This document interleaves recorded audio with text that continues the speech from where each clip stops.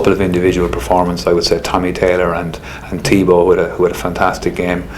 Forwards wise, I think for a guy to come in on his debut and probably lead the line in terms of line speed and collisions, and won a few good balls in the air as well. Just displayed a really good hunger and appetite on his debut. Last year and this year he's been in our defence leaders group.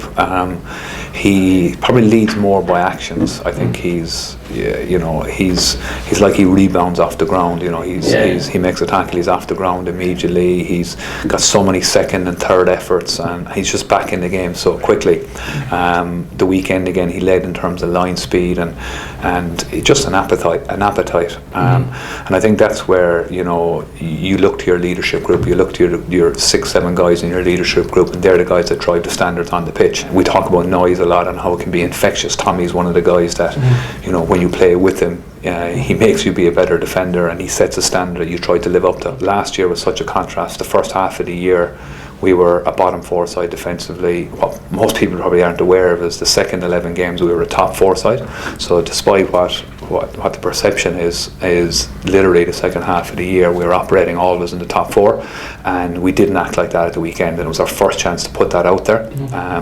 And again, it's like the point I made earlier. If you train as hard as you train and prepare as well as you prepare in pre-season, it is hard to take and disappointing when you don't get a chance to put it out there. But we got to keep the confidence in what we're doing and keep building. The Wasps way is about attacking rugby, high intensity rugby, high tempo. But the defence needs to complement that. It needs to be how quickly we can get the ball back, how we get it back. And as I said, the second half of the year there was very.